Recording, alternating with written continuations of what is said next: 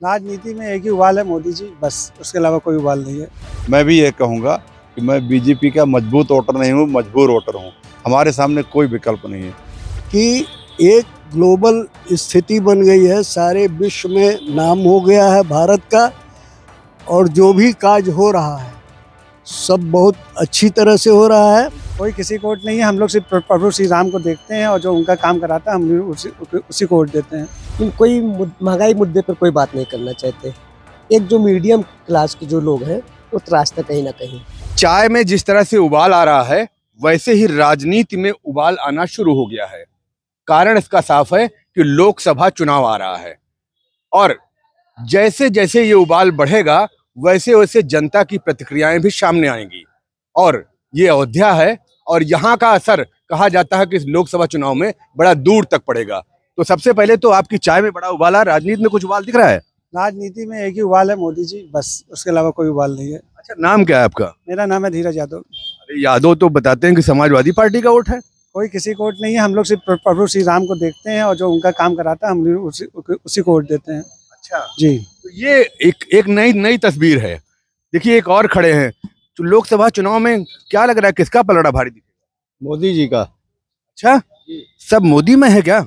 सब मोदी में ही है केवल। अच्छा, मुद्दे कौन है, किस मुद्दे पे वोट देंगे आप? केवल मोदी मुद्दे पे। मोदी मुद्दा? ओनली वन, केवल मोदी मुद्दा। अरे जाति पात धर्म कुछ? बात धर्म कोई नहीं। अच्छा, कोई मतलब नहीं, कोई असर नहीं पड़ेगा? नहीं। अच्छा, कुछ लोग और भी हैं यहाँ। तो चूंकि अयोध्या है तो जाहिर तौर पे मोदी का जिक्र होना बड़ा लाजमी है। क्या नाम है आपका? रमेश तिवारी। अच्छा, कौन से मुद्दे चुनाव में प्रभावी होंगे, क्या लगता है आपको? अब डेवलपमेंट है, बेसिकली डेवलपमेंट गवर्नमेंट कर रही है, ऑल ओवर इंडिया कर रही है, सब कर रही है।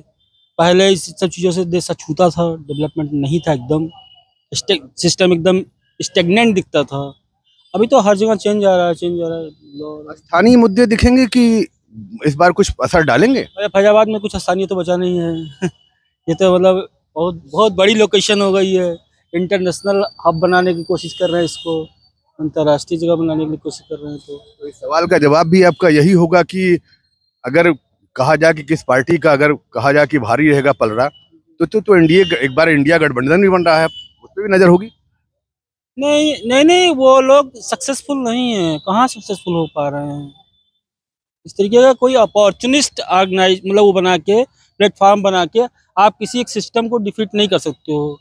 आज के टाइम में मोदी जी वेल एस्टेब्लिश्ड हैं और उनके इतर कोई व्यक्तित्व दिख ही नहीं रहा है। अगर मतलब उनकी जीत का सबसे बड़ा कारण विकल्पहीनता का भाव है, ये आपको लगता है क्या? बिल्कुल, दैट इज ए मतलब बिग रीजन, बहुत बड़ा कारण है ये। उनके मोदी जी के अपोनेंट कोई खड़ा होने की पर्सनालिटी ही नहीं है। अगर विकल्प होता तो बात दूसरी होती। विकल्प होता तो बात बस। तो ये क्या नाम है आपका? महेंद्र कुमार दुबे। तो महेंद्र जी, क्या लगता है आपको कि किसका पलड़ा चुनाव में भारी रहेगा लोकसभा चुनाव में? एनडीए का। एनडीए। हाँ। इंडिया क्यों नहीं? इंडिया में लीडरशिप तो मुझे दिखती नहीं किसी के अंदर। सभी लोग बोल रहे हैं, कोई कह रहे हैं हमारे अखिलेश यादव जी बनेंगे, कोई कह रहे हैं हमारे राहुल गांधी बनेंगे, कोई कह रहे हैं हमारे नीतीश कुमार बनेंगे। तो ये सिलेक्शन पहले वो किसी को एक आगे कर दें प्रपोज कि ये रहेगा, तो ये मुझे नहीं लगता कि कोई बोल रहा ममता बनर्जी बनेगी। अच्छा, लोकसभा चुनाव किन मुद्दों पे होगा, क्या लगता है? लोकसभा चुनाव विकास के मुद्दे पे होगा, डेवलप। जाति पात धर्म कुछ इस तरह की माने नहीं रखेंगे?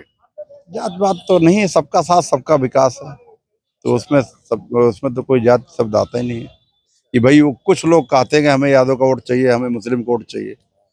सबका साथ सबके विकास में तो सभी का वोट चाहिए। ठीक है, अयोध्या है इस नाते यहाँ पे मोदी हैं, या आपको लगता है कि ऑल ओवर है मोदी जी। देखिए पूरे भारतवर्ष में एक्चुअल में वो छाए हुए हैं। ठीक है, और दूसरा ये है कि उनका ये शब्द सबसे अच्छा है कि न खाऊंगा न खाने दूंगा। तो अभी तक आपके बगल कहा उन्होंने कि भाई विकल्पहीनता का भाव, अगर विकल्प मुझे दिखता तो कुछ और सोचता। शायद मैं भी ये कहूँगा कि मैं बीजेपी का मजबूत वोटर नहीं हूँ, मजबूर वोटर हूँ। हमारे सामने कोई विकल्प नहीं है।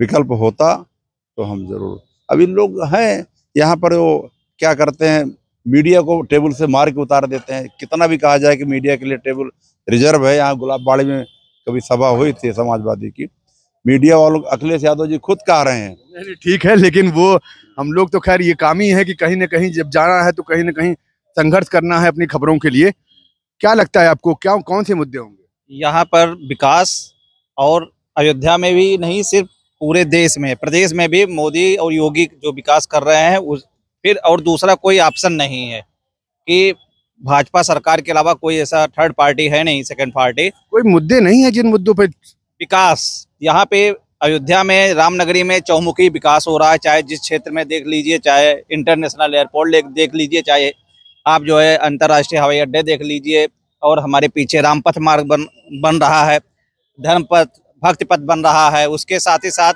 जो सबसे बड़ा मुद्दा यहाँ राम जन्मभूमि से जुड़ा हुआ है कि जो सैकड़ों साल से लोग यही सोच रहे थे आखिर राम मंदिर में रामलला जी कब विराजमान होंगे, जो कि आने वाले दिनों में जनवरी में सेकंड थर्ड वीक में वो भी पूरा होने जा रहा है। आपका मंतव्य मैं समझ गया।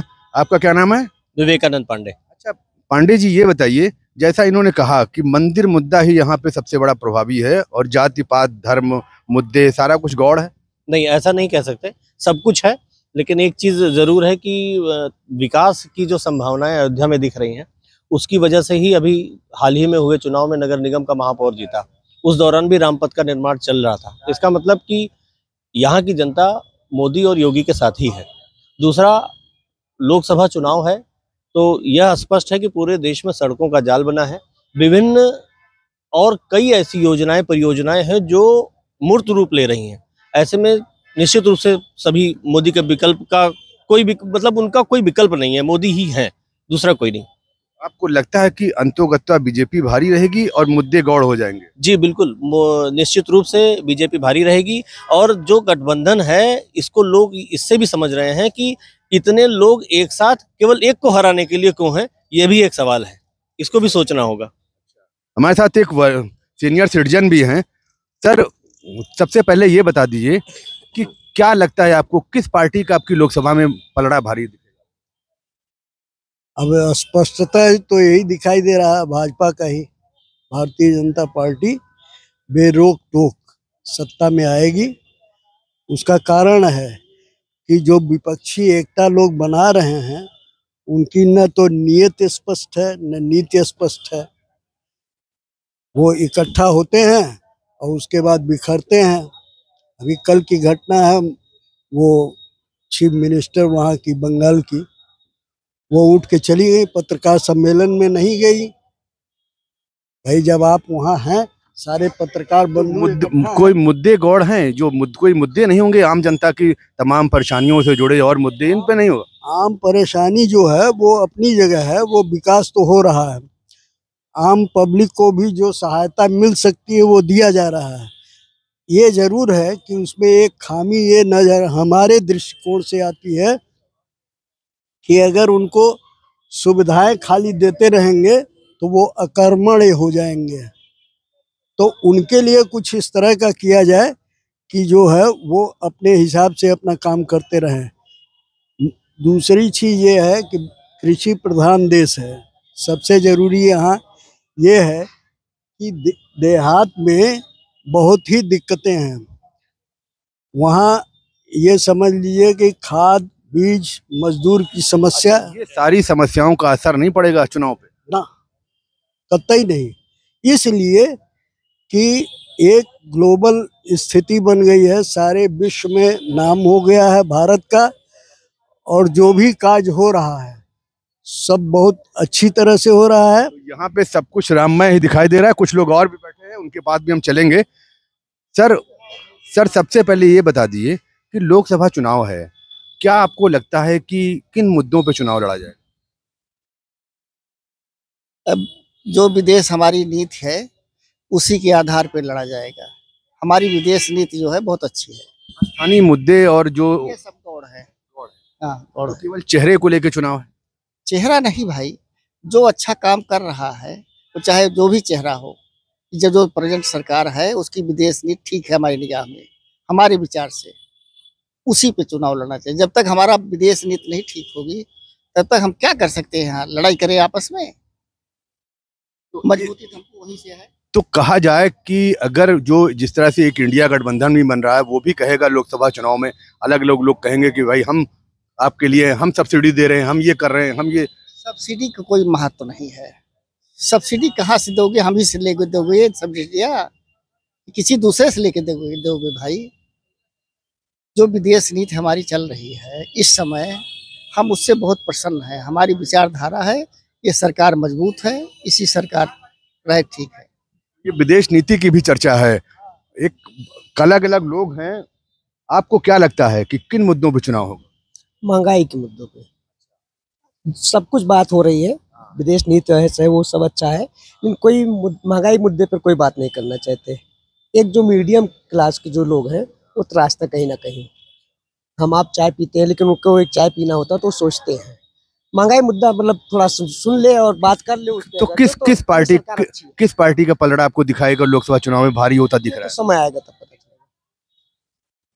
तो इस तरह से कई और लोग हैं, कुछ महिलाएं भी हैं, उनके पास भी। मैम मैम मैम मैम बस केवल 1 मिनट ये जानना चाह रहा हूँ कि लोकसभा चुनाव आ रहा है, तो आप लोगों को क्या लगता है कि किन मुद्दों पे चुनाव होगा? आप लोग क्या सोचते हैं? अरे हम क्या सोचेंगे, कुछ सोचते होंगे जरूर। आपकी आधी आबादी है आपकी, है ना?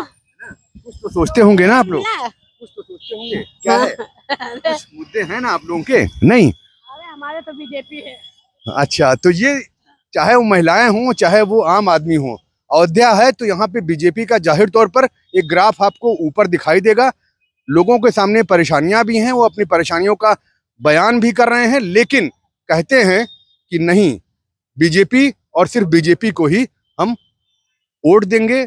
और ये कहें कि उनका पलड़ा भारी है, या यूं कहें कि मोदी का मैजिक है और उनके चेहरे का जादू है, तो वो सिर चढ़कर बोलता दिखाई दे रहा है। मनबीर सिंह, अयोध्या, यूपी तक।